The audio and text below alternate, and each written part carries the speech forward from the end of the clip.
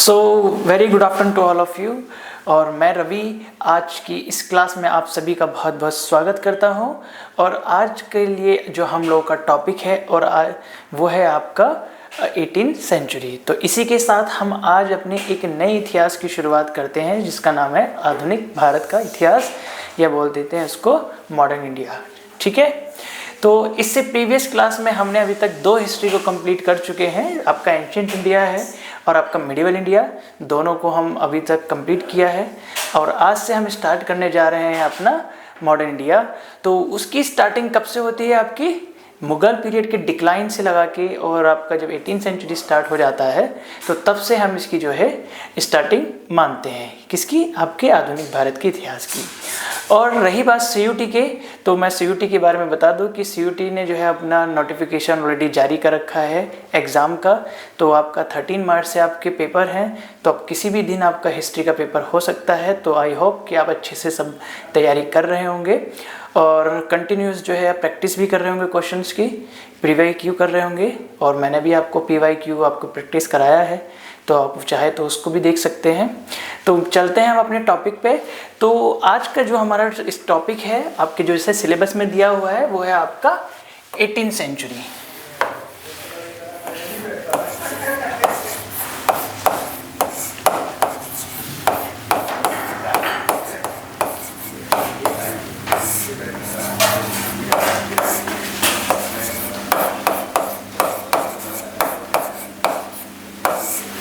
ठीक है, तो आपका जो आज का हमारा क्लास का टॉपिक है वो है 18th सेंचुरी का हिस्ट्री। मतलब 18th सेंचुरी की शुरुआत कैसे होती है, उसको हम किस रूप में देखते हैं।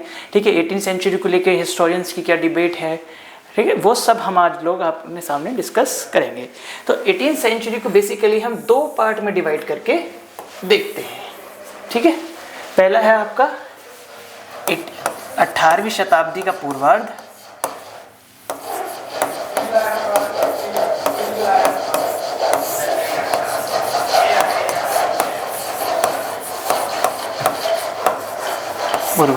और दूसरा है आपका 18वीं शताब्दी का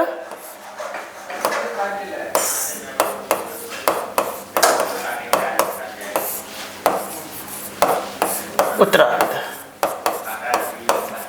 मतलब फर्स्ट हाफ 18th सेंचुरी, मतलब पहले half 18th century and then बाद के 18th सेंचुरी के रूप में हम इसको डिवाइड करके देखते हैं। अब पहले हाफ 18th सेंचुरी में क्या क्या चीज़ें हुई हैं वो उसके बारे में देखेंगे, और देन उसके बाद फिर आएंगे कि जो 18वीं शताब्दी के बाद का, मतलब आपके उत्तरार्ध के बाद का जो इतिहास है वो क्या है उसके बारे में डिस्कस करेंगे। तो मेजरली आपका जो मॉडर्न इंडिया स्टार्ट हो जाता है वो आपका यहाँ से लगभग शुरू हो जाता है। ठीक है, तो अब सबसे पहले क्या है, 18वीं शताब्दी का जो पूर्वार्ध का इतिहास है उसमें 3 घटनाएं घटित हो रही थी। और इसी के बीच जो है हिस्टोरियंस के बीच डिबेट भी क्रिएट होती है कि जो 18th सेंचुरी का जो हिस्ट्री है उसको हम किस रूप में देखते हैं। उसको जो है आप एक अंधकार का युग, या फिर जो आपका इकोनॉमिक प्रॉस्पेरिटी के रूप में देखते हैं, तो कि दोनों में से किस रूप में देखते हैं। ठीक है, तो या संकट का काल देखते हैं या उसको जो है आर्थिक उन्नति का काल देखते हैं। तो इस टॉपिक को लेके 18th सेंचुरी के लेके जो है हिस्टोरियंस के बीच डिबेट अभी भी चली हुई है और ये चलती आ रही है। तो इसमें हम 3 चीज़ों को फोकस करेंगे। सबसे पहले इस हाफ 18th सेंचुरी में सबसे पहले हुआ मुगल साम्राज्य का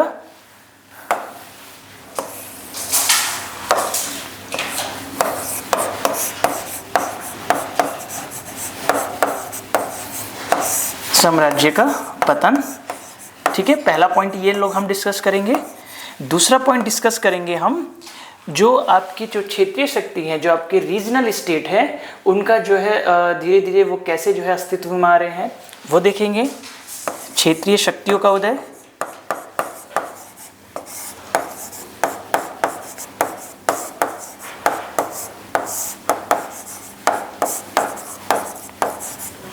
और तीसरा पॉइंट हम देखेंगे कि इस 18th सेंचुरी के जो आपका पॉलिटिकल है या 18th सेंचुरी की जो आपका सोशल है या इकोनॉमिक कंडीशन है उसको लेके हिस्टोरियंस के बीच क्या डिबेट है। तो तीसरा पॉइंट हम ये डिस्कस करेंगे कि राजनीतिक सामाजिक और आर्थिक।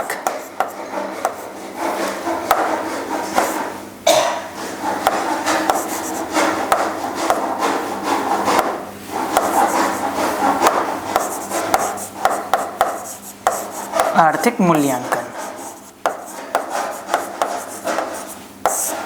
क्लियर? तो 18वीं शताब्दी के पहले हिस्से में हम 3 चीजों पे फोकस करेंगे। सबसे पहले आपका मुगल साम्राज्य का पतन कैसे हुआ, ठीक है।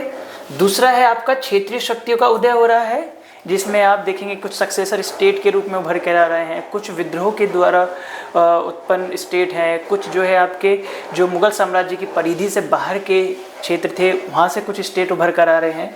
फिर तीसरा हम देखेंगे इसमें कि 18वीं सेंचुरी की जो पॉलिटिकल है, जो सोशल है, या आपके इकोनॉमी को लेके हिस्टोरियंस की क्या डिबेट है कि इसको क्या डार्क एज के रूप में देखते हैं या इकोनॉमिक प्रॉस्पेरिटी के रूप में देखते हैं। तो 2 तरह के व्यूज़ वहाँ पर देखने के लिए मिलते हैं, वो सब हम यहाँ पर डिस्कस करेंगे। और दूसरा जो आपका हाफ 18वीं सेंचुरी है, 18वीं शताब्दी के उत्तरार्ध का जो टाइम पीरियड है, उसमें हम बेसिकली देखेंगे कि जो व्यापारिक कंपनियाँ आ रही हैं, क्या व्यापारिक कंपनी, जिसमें आपका पुर्तगाल है, दूसरे पे आपके डच आ रहे हैं, ईस्ट इंडिया कंपनी आ रही है, इंडिया कंपनी, फिर डेन आ रहे हैं, Dane company, and then French company. तो इन सब का हम आगमन देखेंगे, ठीक है। तो अब हम चलते हैं अपने सबसे पहले मुगल साम्राज्य के पतन पर।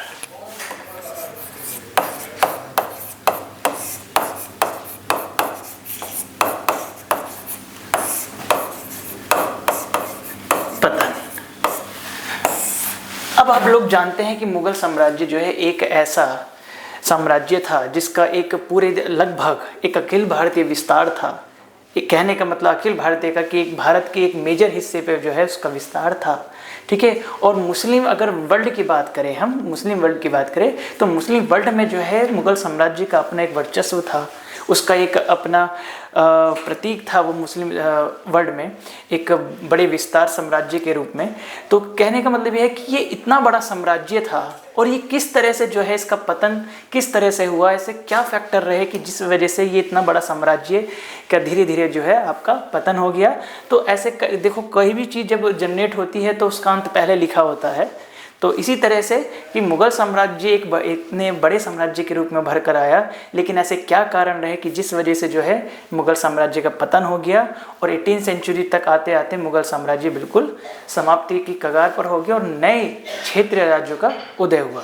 तो कुछ ऐसे कारण जैसे कि वॉर ऑफ सक्सेशन, मैंने आपको जैसे पढ़ाया था कि उत्तराधिकार का युद्ध एक मेजर कारण रहा, उत्तराधिकार का युद्ध, वॉर ऑफ सक्सेशन, ठीक है। मैं इसको बहुत डिटेल में डिस्कस नहीं कर रहा हूँ क्योंकि यहाँ से सिर्फ आपका बहुत ज़्यादा क्वेश्चन नहीं पूछता है कभी भी सीयूटी में, बट आपके सिलेबस में है तो कोई उसकी एक अंडरस्टैंडिंग आपको हो जाए, कभी आपके स्टेटमेंट में क्वेश्चन पूछ ले तो एक थोड़ा सा मैं इसको ओवरव्यू दे रहा हूँ। तो जैसे उत्तराधिकार का युद्ध हुआ, विदेशी आक्रमण रहे,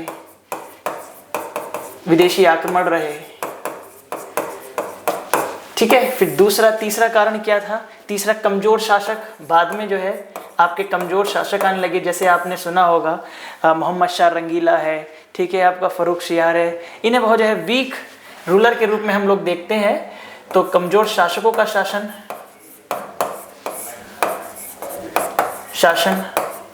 फिर आर्थिक कमजोरी आ चुकी थी,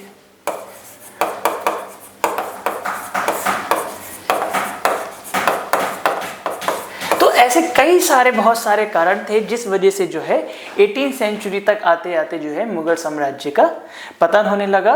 और इसके साथ साथ ही जो है नई शक्तियां उभर कर आई, नई क्षेत्रीय शक्तियां उभर कर आई, जिसे हम क्षेत्रीय शक्ति के रूप में जानते हैं। तो अब अभी तक क्या है कि हमने देखा कि मुगल साम्राज्य जो है 18वीं सेंचुरी तक आते हुए जो है आपका डिक्लाइन हो जाता है और उसी के साथ जो है नए क्षेत्रीय शक्तियों का उदय होता है। तो अब दूसरा टॉपिक क्या था हमारा इसी में? दूसरा था आपका क्षेत्रीय शक्तियों का उदय।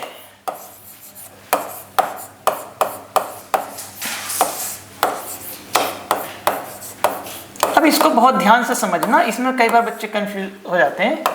क्षेत्रीय शक्तियों का उदय। अब इस टाइम पर जो है क्षेत्रीय शक्तियों का उदय हो रहा था, तो तीन तरह के जो है स्टेट उभर कर आ रहे थे।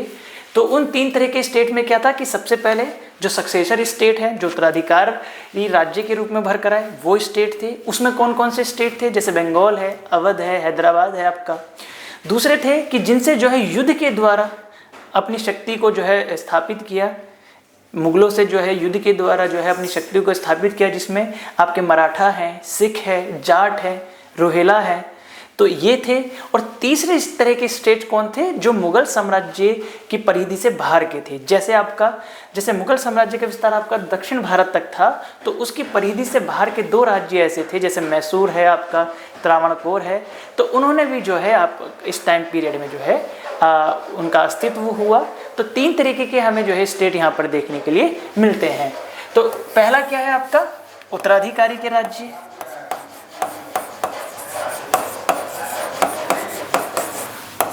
उत्तराधिकारी राज्य जिसे सक्सेसर स्टेट बोल देते हैं हम लोग, ठीक है। दूसरा क्या है, विद्रोह के द्वारा स्थापित राज्य।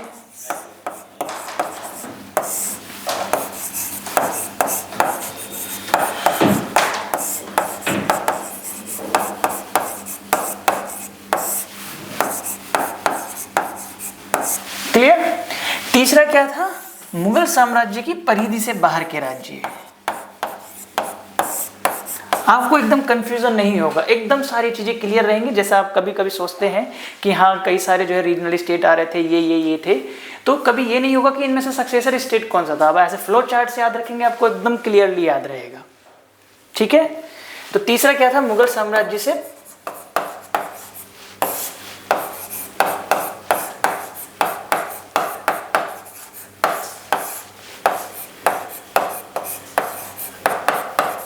बाहर के राज्य। क्लियर। तो जो क्षेत्रीय शक्तियों का उदय हो रहा है 18th सेंचुरी में मुगल एम्पायर के डिक्लाइन के बाद, तो उसमें तीन तरह के हम स्टेट्स देखते हैं जिनके जो अस्तित्व में आ रहे हैं। सबसे पहले आपके सक्सेसर स्टेट, जिन्हें उत्तराधिकारी राज्य के रूप में जानते हैं। दूसरा क्या है आपका, विद्रोह के द्वारा स्थापित राज्य हैं। और तीसरा क्या है आपका, मुगल साम्राज्य की परिधि से बाहर के राज्य। अब इनमें कौन कौन से स्टेट आते हैं, आप फ्लो चार्ट से याद रखेंगे, आपको ज़्यादा याद रहेगा अच्छे से। उत्तराधिकारी राज्य के रूप में कौन से आते हैं आपके, पहला आता है आपका अवध। अवध आपका एक सक्सेसर स्टेट था। पहला इसमें बंगाल है, ठीक है। दूसरा आपका अवध है और तीसरा इसमें क्या आता है आपका, हैदराबाद, ठीक है। अभी हम थोड़ा थोड़ा इसका डिस्कस भी करेंगे कि इन पे जो है कि एक इसे जो है स्वतंत्र राज्य के रूप में किसने स्थापित किया, तो वो हम थोड़ा थोड़ा बताएंगे जो आपके पेपर के पर्सपेक्टिव से ज़रूरी है। तो बहुत डीप नहीं, लेकिन हाँ यहाँ से कई बार यहाँ से क्वेश्चन पूछ लेता है, तो ये थोड़ा सा याद रखना है कि जैसे कई बार पूछ लेगा कि हैदराबाद को एक स्वतंत्र राज्य के रूप में या स्वतंत्र स्टेट के रूप में किसने स्थापित किया या कब स्थापित किया, या कई बार क्रोनोलॉजी पूछ लेता है, तो यहाँ से क्वेश्चन बन सकता है। बट उससे पहले का जो मैंने आपको बताया, मुगल साम्राज्य के पतन के कारण अभी तक पूछा नहीं है, हो सकता है स्टेटमेंट में पूछ ले। तो कई सारे ऐसे कॉजेज हैं जो मैंने आपसे डिस्कस किए, ठीक है। फिर है आपका विद्रोह के द्वारा स्थापित राज्य। अब इसमें कौन कौन से स्टेट्स आते हैं आपके, पहला था इसमें सबसे पहले था मराठा, ठीक है। दूसरा था आपका सिख, तीसरा स्टेट है इसमें जाट, और चौथा है इसमें रोहिला। तो ये चार स्टेट जो है भरकर आए, जो है जिन्होंने जो है मुगलों के साथ विद्रोह किया और अपना जो है वर्चस्व स्थापित किया एक इस एरिया पे। क्लियर है। तीसरा तरह के स्टेट कौन से थे, जो मुगल साम्राज्य की बाउंड्री के बाहर के स्टेट थे, ठीक है। जैसे आपका साउथ इंडिया में मुगल साम्राज्य का जहाँ तक विस्तार था, तो उससे बाहर के एरिया में आपके दो स्टेट पड़ते थे, जिसमें आपका था आपका मैसूर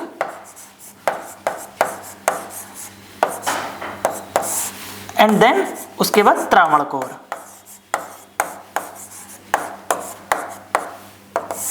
त्रावणकोर। क्लियर है यहाँ तक? यहाँ तक किसी को डाउट? अभी तक हमने क्या देखा कि किस तरह कौन कौन से जो है रीजनल स्टेट्स उभर कर आ रहे हैं। तीन तरह के रीजनल स्टेट आ रहे हैं, ठीक है। सबसे पहले सक्सेसर स्टेट है आपके उत्तराधिकारी राज्य, जिसमें बंगाल है, अवध है, हैदराबाद है। दूसरे तरह के स्टेट्स कौन से हैं जो विद्रोह के द्वारा या रिवोल्ट के द्वारा जो है अपनी सत्ता को स्थापित कर रहे हैं, जिसमें सबसे पहले आप मराठा देखते हैं। और मराठा के बारे में जो है मैंने आपको प्रीवियस क्लास में पढ़ाया भी है, ठीक है। तो मराठा है, उसमें दूसरे हैं आपका सिख है, तीसरे आपके जाटव है और चौथे आपके रूहेलाज हैं। तो ये विद्रोह के द्वारा या रिवोल्ट करके जो है अपनी सत्ता को स्थापित किया है इन्होंने। और तीसरी तरह के स्टेट्स में आते हैं आपके जो मुगल साम्राज्य की बाउंड्री के बाहर के हैं। क्लियर है यहाँ तक? अब हम चलते हैं इनके एक एक पॉइंट्स पर। सबसे पहले है आपके उत्तराधिकारी। आप जिसको नोट करना है वो साथ साथ नोट करता चले। उत्तराधिकारी राज्य,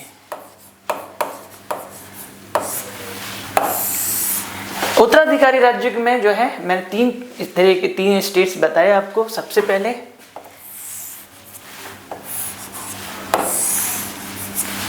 क्लियर, सबसे पहले कौन था आपका? बंगाल।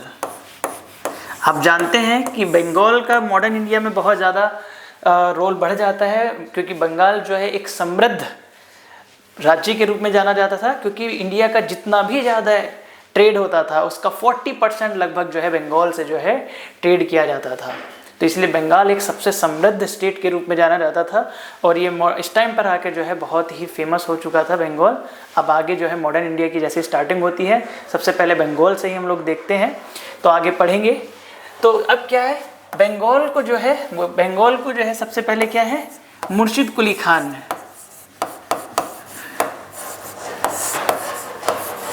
बंगाल का जो नवाब था मुर्शिद कुली खान ने जो है एक स्वतंत्र राज्य के रूप में इसको स्थापित किया, ठीक है।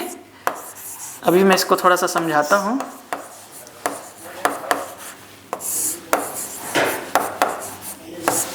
तो बंगाल को स्थापित करने का, बंगाल को एक स्वतंत्र राज्य के रूप में स्थापित करने का काम किसने किया?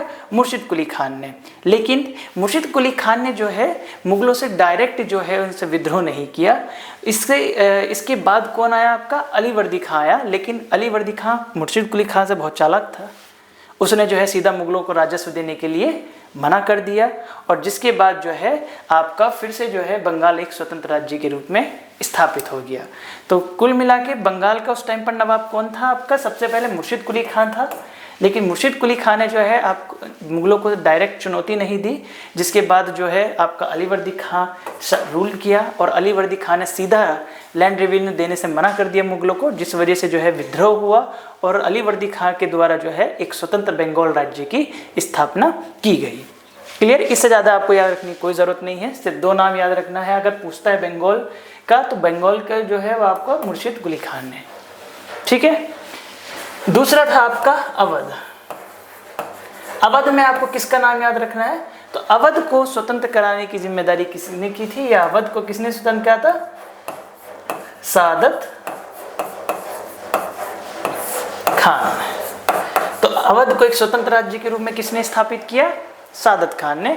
फिर उसके बाद जो है इसका उत्तराधिकारी हुआ सफदरजंग, और देन उसके बाद उसका उत्तराधिकारी हुआ, सक्सेसर हुआ आपका शुजाउद्दौला, जिसने आपको पता है कि बक्सर के युद्ध में जो है भाग लिया था शुजाउद्दौला ने अंग्रेजों के विरुद्ध, तो वही शुजाउद्दौला है। तो इसमें क्या है आपका, सादत खान ने जो है अवध को स्वतंत्र कराने का कार्यभार संभाला या स्वतंत्र राज्य के रूप में स्थापित किया। किसको? अवध को। तीसरा है आपका हैदराबाद।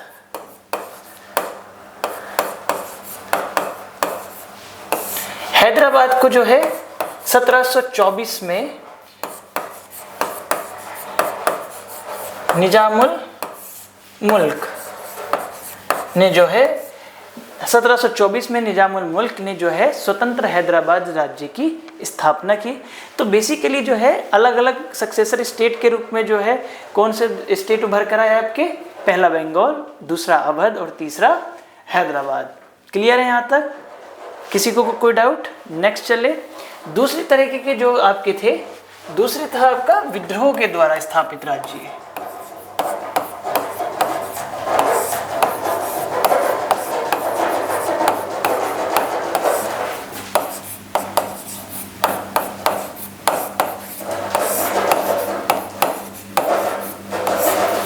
विद्रोह के द्वारा स्थापित राज्य। तो इस विद्रोह के द्वारा स्थापित राज्य में कौन कौन से थे? मैंने जैसे आपसे डिस्कस किया, सबसे पहले थे इसमें मराठा। अब जब मराठा की बात आती है तो मराठा के बारे में मैंने आपको पढ़ाया कि मराठा की जो है नेतृत्वकर्ता कौन था, आपके शिवाजी थे। ठीक है, और आपका 17वीं सेंचुरी में जाके जो है मराठा एक चरम शक्ति के, एक शक्तिशाली शक्ति के रूप में जो है मराठा को एक शक्तिशाली शक्ति के रूप में गठित करने का काम किसने किया, आपका शिवाजी ने किया। उसके बाद जो है पेशवाओं का शासन शुरू हुआ। ठीक है, सबसे पहले बालाजी विश्वनाथ आए, फिर बाजीराव प्रथम आए, फिर बालाजी विश्वनाथ। तो इस तरह से जो है पेशवाओं का शासन बाद में शुरू होता है। तो लेकिन अब कुछ टाइम तक ये देखा गया कि जो है कि हाँ, कि अगर मुगलों को कोई इनका सामना कर सकता है या मुगलों को कोई मात दे सकता है तो एक मराठा राज्य दे सकता है। लेकिन ये जो धारणा थी वो धीरे धीरे गलत साबित हुई और मुगल अपनी कुछ कमियों के कारण जो है मराठा अपनी कुछ कमियों के कारण जो है विफल रहे। क्यों? क्योंकि जब तीसरा युद्ध हुआ आपका जो पानीपत का तीसरा युद्ध 1761 में, तो उसमें जो है अहमद शाह अब्दाली ने मराठों को बहुत बुरी तरह हराया, जिससे जो है मुगल साम्राज्य और मराठा साम्राज्य आपका धीरे धीरे कमज़ोर पड़ गया। और भी उसके कई सारे जो है, और उसकी विफलता के क्या कारण थे। सबसे पहला, मराठा जो साम्राज्य था उसमें जो है शासकों के बीच एकता नहीं थी। दूसरा, मराठा शासकों के द्वारा जो है उद्योगों को या व्यापार को जो है किसी तरीके का कोई सपोर्ट नहीं किया गया, एक क्षेत्रीय संघ नहीं बनाया गया।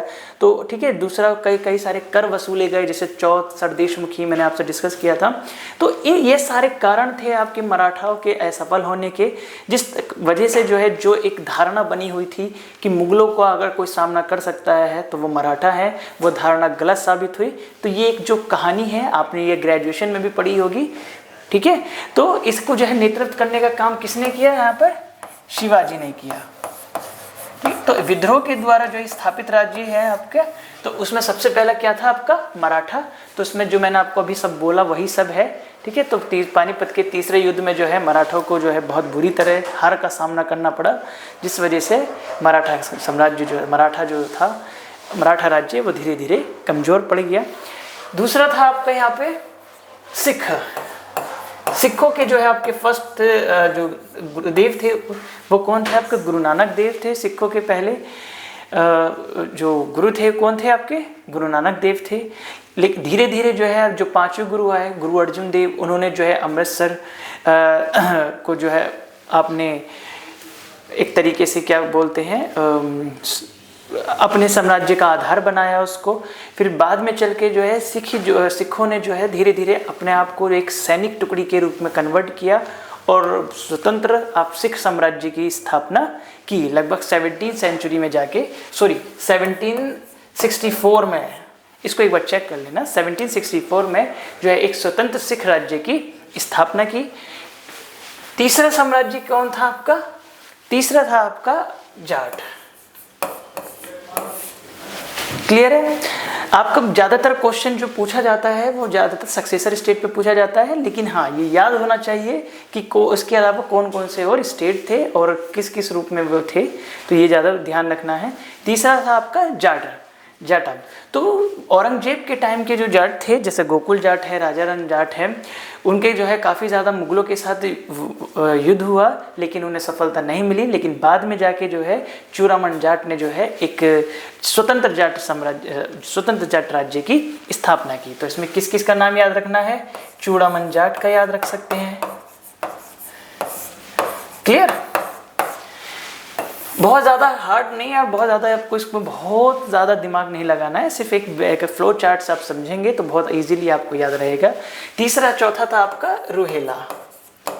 तो रुहेला अफगान जो थे उन्होंने जो है मुगलों के साथ जो है काफ़ी उनके अधिकारियों में शामिल थे। मुगलों के अधिकारियों में कौन, जो रुहेला अफगान थे, उन्होंने भी जो है मुगलों की कमजोरी का फ़ायदा उठाकर जो है मुगलों से युद्ध किया और एक स्वतंत्र रुहेला साम्राज्य की स्थापना की। तो इसमें कौन थे आपके, रुहेला अफगान,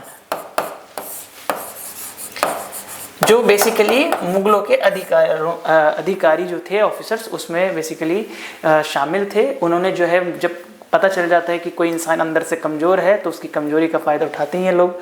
तो ठीक इसी तरह से जो है जो मुगलों के ऑफिसर्स थे उसमें रुहेला अफगान शामिल थे। उन्होंने जो है मुगल साम्राज्य की कमज़ोरी का फ़ायदा उठाकर उनसे युद्ध किया और अलग एक स्वतंत्र रुहेला राज्य की स्थापना की। यहाँ तक क्लियर है?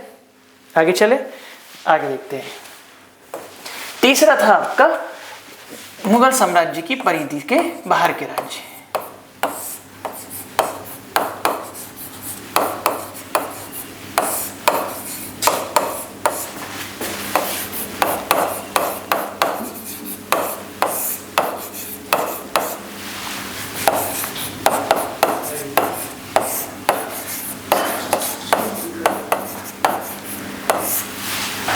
क्लियर। अब इसमें मैंने दो स्टेट्स के नाम आपको बताए थे। पहला था इसमें मैसूर, दूसरा है आपका त्रावणकोर। ठीक है। अब मैसूर जो राज्य स्थापित हुआ तो ये किसे के बाद हुआ था आपका, ये बेसिकली विजयनगर साम्राज्य का एक उत्तराधिकारी राज्य के रूप में स्थापित हुआ था। ठीक है। विजयनगर साम्राज्य का उत्तराधिकारी के रूप में ये, जहाँ पर विजयनगर था आपका साउथ इंडिया में, उसी के बाद जो है मैसूर राज्य की स्थापना हुई। और उस टाइम पर जो है किसका शासन था, ओडियार वंश का वहाँ पर शासन था। और जिसे जो है आपके मैसूर के जो शासक थे हैदर अली, उसने जो है उखाड़ फेंका। और देन हैदर अली और बाद में टीपू सुल्तान ने मिलकर एक स्वतंत्र मैसूर राज्य की स्थापना की। क्लियर है। तो इसमें किसका है, मैसूर में किसका नाम याद रखना है, हैदर अली। क्लियर है। तो जहां पर आपका विजयनगर साम्राज्य था उसी के बाद जो है यहाँ पर मैसूर साम्राज्य स्थापित हुआ, मैसूर राज्य स्थापित हुआ। ठीक है। फिर है आपका त्रावणकोर। ये त्रावणकोर कहाँ पड़ता है, केरल में। और यहाँ ये इसे स्वतंत्र कराने में किसने भूमिका निभाई, मार्तंड वर्मा ने। क्लियर। तो त्रावणकोर के एक शासक थे आपके मार्तंड वर्मा, जिन्होंने जो है इसे त्रावणकोर राज्य को स्वतंत्र कराने में एक महत्वपूर्ण भूमिका निभाई। यही वही मार्तंड वर्मा है जिन्होंने 1741 में, ये फैक्ट याद रख लेना, ये कई बार पूछ लेता है, 1741 में कोलाचल के युद्ध में, कोलाचल के युद्ध में डचों को हराकर उन्हें भारत से बाहर खदेड़ने का कार्य किया था। तो ये वही मार्तंड वर्मा है। तो कई बार पूछ लेता है कि किस शासक ने, जो है क्वेश्चन इस तरह से पूछता है यहाँ से, ये वाला स्पेशली, कि किस शासक ने डचों को युद्ध में हराकर उन्हें भारत से खदेड़ने का काम किया। तो कौन है आपके, मार्तंड वर्मा, जिन्होंने डचों को, स्पेशली डचों को जो है हराकर भारत से बाहर करने का काम किया। और किस युद्ध में, 1741 के कोलाचल के युद्ध में। क्लियर है यहाँ तक। और इसके बाद जो है इन्होंने एक स्वतंत्र राज्य के रूप में त्रावणकोर राज्य की स्थापना की। तो अभी तक हमने क्या क्या देखा, 18वीं सेंचुरी के जो फर्स्ट हाफ है उसमें क्या क्या चीज़ें हो रही है, मुगल साम्राज्य का पतन हो रहा है, रीजनल स्टेट्स का उभर कर आ रहे हैं आपके। अब तीसरा पॉइंट क्या है आपका, डिबेट का। क्लियर है।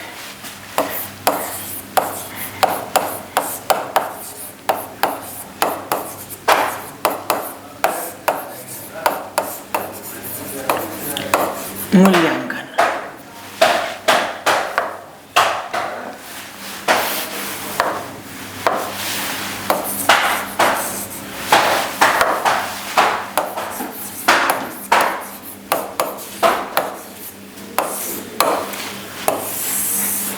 3 पॉइंट्स मैंने बताए थे, 2 अभी तक हम लोग डिस्कस कर चुके कि मुगल साम्राज्य के पतन के क्या कारण थे। बहुत ज़्यादा क्वेश्चन वहाँ से नहीं पूछता, बट हाँ जो रीजनल स्टेट वाला है वहाँ से कई बार पूछ लेता है, वन लाइनर पूछ लेता है बेसिकली, और कई बार क्रोनोलॉजी भी पूछ लेता है। तो वो चीज़ हमें थोड़ा सा याद रखना है। तीसरा है आपका 18वीं सेंचुरी को लेके क्या डिबेट्स है। ठीक है। तो बहुत ज़्यादा डीप में नहीं जाना है इसके, वैसे आपने ग्रेजुएशन में इसका पढ़ भी रखा होगा।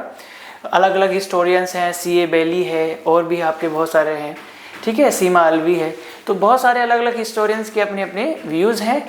लेकिन कोई इसको डार्क एज के रूप में देखते हैं, तो कोई इसको जो है इकोनॉमिक प्रॉस्पेरिटी के रूप में भी देखते हैं। क्लियर। तो basically dark age versus economic prosperity के ऊपर डिबेट है। तो इसमें 2 तरीके के व्यूज़ निकल कर आते हैं आपको। अगर बहुत सिंपली भाषा में समझाऊं, अलग अलग हिस्टोरियंस का ना जाके, अगर 2 बहुत सिंपली भाषा में मैं आपको समझाऊं तो 2 तरीके के व्यूज़ निकल कर आते हैं। ठीक है। पहला, जो इसको डार्क एज के रूप में देखते हैं, ठीक है, डार्क एज के रूप में देखते हैं, क्लियर है, अंधकार के युग के रूप में जो देखते हैं। तो पहला व्यू क्या है, उसमें मैं लिख नहीं रहा हूं, मैं आपको समझा रहा हूं। पहला व्यू ये है कि को बहुत सारे हिस्टोरियंस जो है इसको एक डार्क एज के रूप में देखते हैं। यह जो है राजनीतिक विखंडन का काल था, ठीक है, पॉलिटिकल विखंडन का काल था, जिसमें जो है एक बड़ा मुगल साम्राज्य छोटे छोटे राज्यों के रूप में डिवाइड हो गया था। तो बेसिकली तो ये एक बड़े साम्राज्य का छोटे साम्राज्य में टूट जाना एक अंधकार का युग साबित हुआ। तो ऐसा कुछ लोग हिस्टोरियंस मानते हैं। पहला पॉइंट क्लियर। दूसरा पॉइंट ये है, दूसरे डार्क एज के रूप में क्यों मानते हैं कि इस टाइम पर बहुत सारी उपद्रवी शक्तियां जैसे कि मराठा, ठीक है, सिख, तो ऐसी बहुत सारी उपद्रवी शक्तियों का आक्रमण हुआ, जिससे जो है एक बहुत बड़ा मुगल साम्राज्य धीरे धीरे पतन की ओर चला गया। इस वजह से भी इसको डार्क एज के रूप में देखते हैं। क्लियर। पहला है आपका राजनीतिक विखंडन। मैं एकदम छोटे छोटे पॉइंट्स बना रहा हूं जिससे आपको याद रहे। डार्क एज के रूप में जो है, डार्क एज की बात हम करते हैं तो उसमें कौन कौन से पॉइंट्स को लेके हिस्टोरियंस अपना पॉइंट ऑफ व्यू देते हैं। पहला कि ये एक जो है राजनीतिक विखंडन का काल था, जिसमें एक बड़ा एम्पायर छोटे छोटे राज्यों में डिवाइड हो चुका था। दूसरा पॉइंट क्या देते हैं, उपद्रवी शक्तियों का आक्रमण, जैसे मराठा,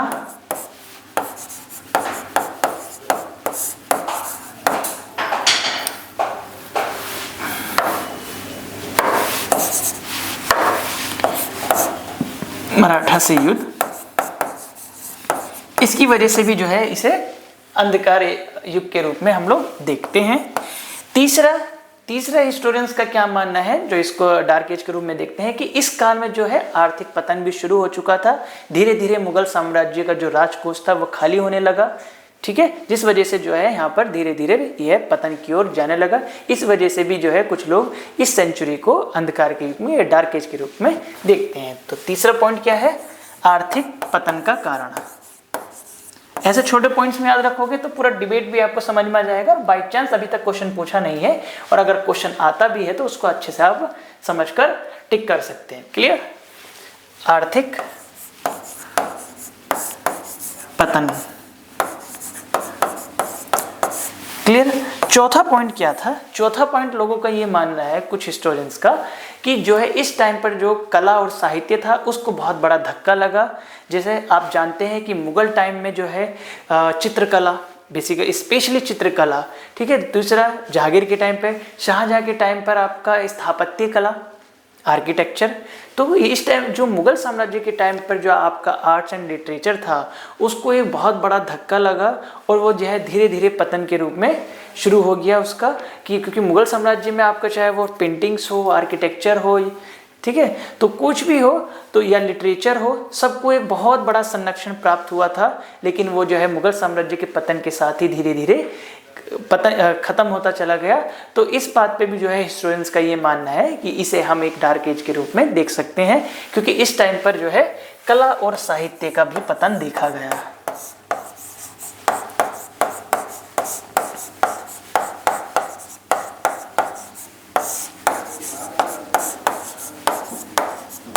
क्लियर।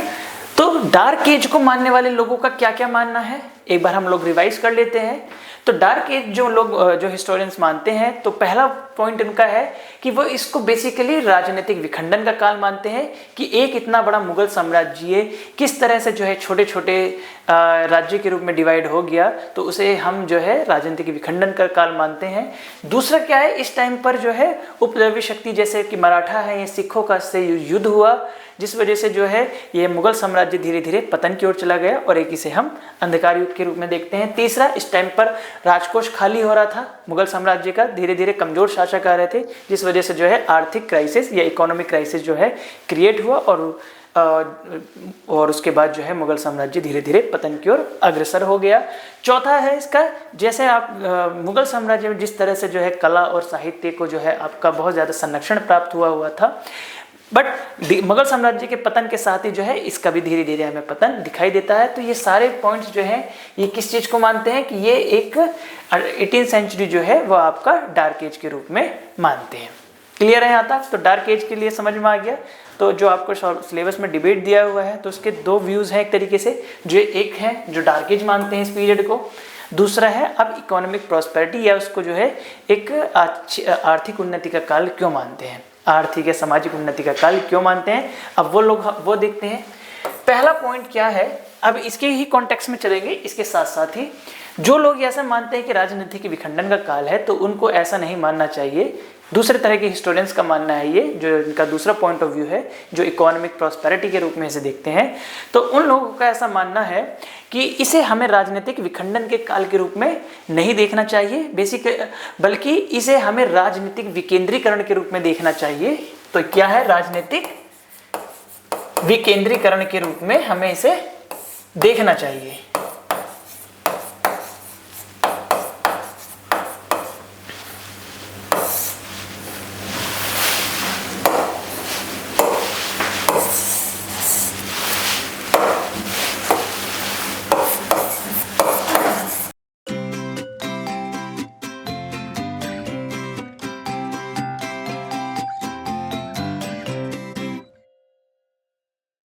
राजनीतिक विकेंद्रीकरण के रूप में क्यों, क्योंकि इस टाइम पर जो है काफ़ी सारी क्षेत्रीय शक्तियों का उदय हो रहा था और उन क्षेत्रीय शक्तियों ने अपने अपने क्षेत्र में एक बेहतर प्रशासन देने का कार्य किया। तो इसे राजनीतिक विखंडन ना बोल के हमें राजनीतिक विकेंद्रीकरण का कार्य बोलना चाहिए, पॉलिटिकल डिसेंट्रलाइजेशन बोलना चाहिए।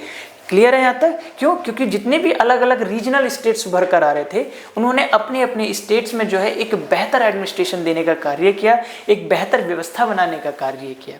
क्लियर है? तो कुछ दूसरे हिस्टोरियंस का काउंटर जो पॉइंट ऑफ व्यू क्या है, राजनीतिक विखंडन की जगह वो क्या मानते हैं, आपका राजनीतिक विकेंद्रीकरण। क्लियर है यहाँ तक? किसी को डाउट है? डार्क एज मानने वाले क्या मानते हैं, राजनीतिक विखंडन का काल, जबकि उसको प्रॉस्पेरिटी के रूप में मानने वाले क्या मानते हैं, राजनीतिक विकेंद्रीकरण का काल। कि इस टाइम पर जो है कई सारे नए स्टेट्स उभर कर आ रहे थे और ऐसा होने से अलग अलग राज्यों में जो है एक नया प्रशासन स्थापित हुआ। एक वो अच्छे सेंस में उसको बोलते हैं कि एक नया प्रशासन अच्छा हुआ, जिससे जो है अलग अलग राज्यों ने अपने अपने प्रशासन में अच्छे से व्यवस्थाओं को जो है संपन्न किया। क्लियर है यहाँ तक? दूसरा पॉइंट क्या है, दूसरा क्या मानते हैं आपका कि ऐसा नहीं है, दूसरा है कि इस टाइम पर ऐसा नहीं है कि जो है उपद्रवी शक्तियों का जो है उदय हो रहा था या उपद्रवी शक्तियों से युद्ध हो रहा था। हाँ, ये सच है कि इस टाइम पर जो है उपद्रवी शक्तियों का युद्ध हो रहा था, लेकिन उसके बाद जो राज्य स्थापित हुए जैसे कि मराठा, ठीक है, सिख, सिर्फ कहने का फर्क है कि देखो दोनों हिस्टोरियंस ने अपने अपने तरीके से कैसी बात को कहा है। तो पहले तो मानते हैं कि इस टाइम पर जो उपद्रवी शक्तियों से जो है युद्ध हो रहा था, इस वजह से जो है इसे हम अंधकार का काल मानते हैं। लेकिन वहीं पर दूसरे तरह के हिस्टोरियंस क्या मानते हैं, जो इसे कि प्रॉस्पेरिटी के रूप में देखते हैं कि हालांकि हाँ कि मराठों से या सिखों से युद्ध हो रहा था, लेकिन इसके बाद जो है इस राज्य स्थापित हुए, उन्होंने जो है अपने अपने राज्य में एक बेहतर कार्य किया या बेहतर प्रशासन उपलब्ध कराया। ठीक है, तो सिखों ने एक बेहतर प्रशासन, जैसे आप देखते हैं मराठाओं का शासन, ठीक है, अष्टप्रधान शिवाजी के टाइम के एडमिनिस्ट्रेशन की हम उसकी बात करते हैं, तो एक बेहतर प्रशासन हमें दिखाई देता है, एक बेहतर प्रशासन उपलब्ध कराया। क्लियर? तो इसी के अकॉर्डिंग हम लोग चल रहे हैं कि जो 4 पॉइंट्स हमने डार्क एज में माने हैं उसी के काउंटर पॉइंट क्या चल रहे हैं, आपके प्रॉस्पेरिटी के। क्लियर है? तीसरा पॉइंट क्या है, जैसे लोग मानते हैं कि यह एक आर्थिक पतन का काल था, तो ऐसा नहीं है कि यह आर्थिक पतन का काल था। तो प्रॉस्पेरिटी मानने वाले हिस्टोरियंस का मानना है कि इस टाइम तक जो है भारत का जो है ट्रेड शुरू हो चुका था। भारत में जो है विदेशों से बहुत सारे कीमती जो धातुएं हैं उनका आगमन शुरू हो चुका था। कीमती चीज़ें हैं जैसे सोना है, चांदी है, तांबा है, इनमें जो है भारत से व्यापार किया जाता था। भारत से व्यापार करके वस्तुएं जाती थी और ये धातुएं जो है भारत में आती थी। तो एक तरीके से इस टाइम पर व्यापार में जो है विभिन्न प्रकार की धातुओं का आगमन शुरू हो चुका था। तो इसे हम आर्थिक पतन का कारण नहीं मान सकते हैं, इसे हम एक तरीके का इकोनॉमिक प्रॉस्पेरिटी के रूप में देख सकते हैं। क्यों? क्योंकि भारत में जो है बहुत सारी कीमती धातुओं का एक तरीके से आगमन शुरू हो चुका था, चाहे वो गोल्ड हो, सिल्वर हो, कॉपर हो, इस तरह से। क्लियर है यहाँ तक? तो अभी जैसे हम आगे भी डिस्कस करेंगे कि जो 18th सेंचुरी के बाद जो उत्तरार्ध वाला काल है, उसमें जब कंपनियां आ रही हैं तो वो भारत से ट्रेड कर रही हैं। तो स्टार्टिंग में जो भारत से ट्रेड होता था तो बेसिकली वो किस में होता था, यही जो तरीके के जो आपकी जो कीमती धातुएं हैं, जैसे गोल्ड है, आपका सिल्वर है, तो इन्हीं से जो है ट्रेड होता था कि भारत से वस्तुएं जाती थी और भारत में जो है कीमती धातुएं आती थी, जैसे गोल्ड है या सिल्वर है, इस तरह से।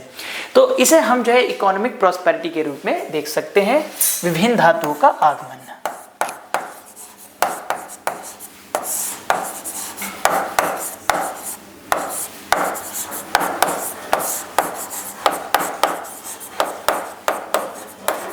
आगमन क्लियर है।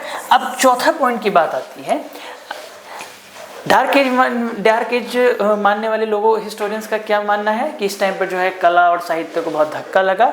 तो वहीं पे इसके काउंटर में जो है पॉइंट ऑफ व्यू क्या है, तो दूसरे तरह के हिस्टोरियंस मानते हैं कि हालांकि जो है मुगल काल की अपेक्षा जो है इस टाइम पर हमें कला और साहित्य में थोड़ा सा ही राज दिखाई देता है, लेकिन इसे जो है क्षेत्रीय शासकों का भी संरक्षण प्राप्त हुआ। अभी जैसे मैंने बताया कि इस टाइम पर जो है अलग अलग क्षेत्रीय राज्य उभरकर आ रहे थे, तो अलग अलग क्षेत्रों के प्रशासकों ने, अलग अलग क्षेत्र के जो राजा थे, उन्होंने जो है कला और साहित्य को अपने अपने दरबार में, अपने अपने राज्य में जो है एक अलग संरक्षण प्रदान किया। तो ऐसा नहीं है कि जो मुगल काल की जो कला और साहित्य है उसका ह्रास ही हुआ, एक तरीके से यह पतन हुआ।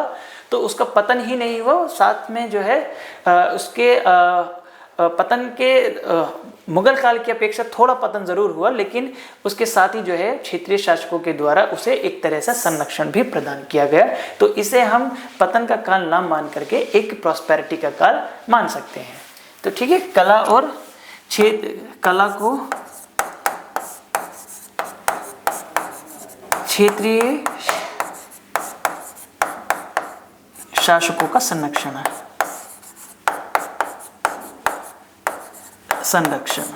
क्लियर है। तो ये है आपकी पूरी डिबेट 18th सेंचुरी की। क्लियर। अब मैं इसको जो है एक बार आपको रिवाइज करा देता हूँ। अब 18th सेंचुरी को लेकर हिस्टोरियंस में ये डिबेट रहती है कि इसे हम एक डार्क एज के रूप में माने या एक प्रॉस्पेरिटी के रूप में माने। ठीक है, एकदम सिंपल भाषा में, बहुत इसमें बहुत रॉकेट साइंस नहीं है, ना ही मैं किसी हिस्टोरियंस का स्पेशली नाम ले रहा हूँ, क्योंकि ना वो आपसे हिस्टोरियंस का नाम पूछ रहा है पेपर में। हाँ, इतना है कि कभी आपके क्वेश्चन में आ जाए स्टेटमेंट वाले में स्पेशली, तो आप उसको कर पाएँ। अभी तक जैसे नहीं आया है, लेकिन हो सकता है कि कभी आ जाए, तो इसलिए बहुत आपको एकदम सिंपल भाषा में आपको समझा रहा हूँ। तो दो तरीके के पॉइंट ऑफ व्यू हैं। पहला, जो 18th सेंचुरी को डार्क एज के रूप में मानते हैं, उसमें हमने 4 पॉइंट डिस्कस किए आपके। सबसे पहले कुछ हिस्टोरियंस इसको क्या मानते हैं, राजनीतिक विखंडीकरण का काल मानते हैं कि एक इतना बड़ा मुगल अंपायर किस तरह से जो है छोटे छोटे स्टेट्स में डिवाइड हो गया। तो इसे हम एक तरीके का राजनीतिक विखंडनीकरण देखते हैं। मतलब विखंडनीकरण का मतलब है कि विखंडन हो गया, टूट गया एक तरीके का, कितना बड़ा मुगल साम्राज्य छोटे छोटे टुकड़ों में टूट गया। क्लियर है यहाँ तक। दूसरा पॉइंट क्या है, दूसरा है कि इस टाइम पर जो है कई सारी उपद्रवी शक्तियाँ, मैंने अभी जैसे बताया था कि विद्रोह के द्वारा स्थापित राज्य में कि कई सारी उपद्रवी शक्तियाँ जैसे मराठा है, सिख है, इनके द्वारा जो है युद्ध किया गया, जिससे जो है मुगल साम्राज्य पतन हो गया और एक तरीके का अंधकार युग शुरू हो गया। तो कुछ हिस्टोरियंस ये भी मानते हैं। बाकी तीसरा पॉइंट क्या है, कुछ इसे जो है आर्थिक पतन का काल भी मानते हैं। इस टाइम पर जो है मुगल साम्राज्य के पतन के साथ साथ उसका राजकोष खाली होता जा रहा था, जिससे जो है आर्थिक जो है क्राइसिस या इकोनॉमिक क्राइसिस, जो आर्थिक संकट है वो मुगल साम्राज्य में उत्पन्न होने लगा और एक बेसिकली आर्थिक संकट उपस्थित हो गया। इस वजह से भी इसको डार्क एज के रूप में हम लोग जानते हैं। क्लियर है। चौथा पॉइंट क्या है कि मुगल साम्राज्य के टाइम पर जो एक कला और साहित्य को एक संरक्षण प्राप्त हुआ था, अपने चरम सीमा पर थी मुगल काल में, तो धीरे धीरे जो है उसका हमें यहाँ पर इस 18th सेंचुरी में पतन दिखाई देता है। तो कुछ लोगों का इस कॉन्टेक्स्ट में भी जो है इसको डार्क एज के रूप में मानते हैं। समझ में आया कि डार्क एज को क्यों मानते हैं इसको। ठीक है, बहुत ज़्यादा हिस्टोरियंस के नाम याद रखने की ज़रूरत नहीं है, मैंने आपको 1-2 नाम पहले बता दिए थे, लेकिन आपको स्पेसिफिक कोई ज़रूरत नहीं है। आपको पॉइंट्स याद होने चाहिए, पॉइंट्स समझ में आने चाहिए, समझना बहुत ज़रूरी है कि डार्क एज के रूप में क्यों मानते हैं। क्लियर है यहाँ तक। दूसरा पॉइंट ऑफ व्यू क्या है, जो इसको प्रॉस्पेरिटी के रूप में मानते हैं, उनका ये मानना है कि अगर हम इसको राजनीतिक विखंडनीकरण का नाम ना देकर अगर ऐसे हम राजनीतिक विकेंद्रीकरण का नाम, पॉलिटिकल डिसेंट्रलाइजेशन का नाम देते हैं, तो वो ज़्यादा बेहतर है। कि इस टाइम पर हालांकि मुगल साम्राज्य का पतन हुआ और अलग छोटे छोटे साम्राज्य स्थापित हुए, तो उस समय एक तरीके का राजनीतिक विकेंद्रीकरण कहते हैं। ठीक है, तो राजनीतिक विकेंद्रीकरण हुआ और अलग अलग साम्राज्य ने, अलग अलग राज्य जो स्थापित हुए, उन्होंने अपने अपने राज्य में एक बेहतर शासन स्थापित किया। ठीक, इसी तरह से दूसरा पॉइंट क्या मानते हैं, दूसरे ये मानते हैं कि जो अलग अलग नई क्षेत्रीय शक्तियां उभर कर आ रही थी, उन्होंने अपने साम्राज्य में नई व्यवस्थाएं शुरू की, नए तरह का प्रशासन लागू किया और एक नई व्यवस्था को जन्म दिया। तो इसलिए भी इसे हम जो है एक प्रॉस्पेरिटी के रूप में देखते हैं। तीसरा क्या है कि जैसे डार्क एज में क्या था कि आपका कि इकोनॉमिक क्राइसिस माना था, तो यहाँ पर बोला है कि नहीं, ये इकोनॉमिक क्राइसिस नहीं था, एक तरीके की इकोनॉमिक प्रॉस्पेरिटी थी। क्यों? क्योंकि इस टाइम पर भारत का जो है विदेशों के साथ व्यापार शुरू हो चुका था और विदेशों से जो है भारत में कीमती धातुएं जो है, इस तरीके की जो जवाहरात आपके जो कीमती वस्तुएं हैं वो भारत विदेशों से भारत में आने लगी थी, चाहे वो गोल्ड हो, सिल्वर हो। तो इसे हम एक तरीके का इकोनॉमिक प्रॉस्पेरिटी के रूप में देखते हैं। क्लियर है यहाँ तक? चौथा पॉइंट क्या है? चौथा पॉइंट डार्क एज में क्या था कि कला और उसको धक्का लगा, बट कला और साहित्य को जो है यहाँ का पतन नहीं हुआ था। यहाँ पर जो है क्षेत्रीय शासक जो उभर कर आए थे, उन्होंने जो है कला और साहित्य को जो है संरक्षण देने का काम किया था। तो ये पूरा डिबेट था आपका 18th सेंचुरी को लेकर, जो इसे डार्क एज वर्सेस प्रॉस्पेरिटी के रूप में हम इसे जानते हैं। क्लियर है? ये है आपका पहले 18वीं शताब्दी के पहले हाफ का, मतलब पहले अर्धभाग का, जो आपका मान लो जो फर्स्ट हाफ होता है उसका इतिहास। अब हम चलते हैं कि 18वीं शताब्दी के जो बाद का इतिहास है, मतलब 18वीं शताब्दी के उत्तरार्ध का। क्लियर कि लास्ट हाफ पार्ट का। क्लियर? तो बाद के जो इतिहास है आपका उत्तरार्ध का 18वीं शताब्दी के, तो उस पर चलते हैं। तो उसके बारे में मैं थोड़ा सा डिस्कस कर लेता हूँ, बाकी हम नेक्स्ट क्लास में देखेंगे। तो 18वीं शताब्दी के उत्तरार्ध का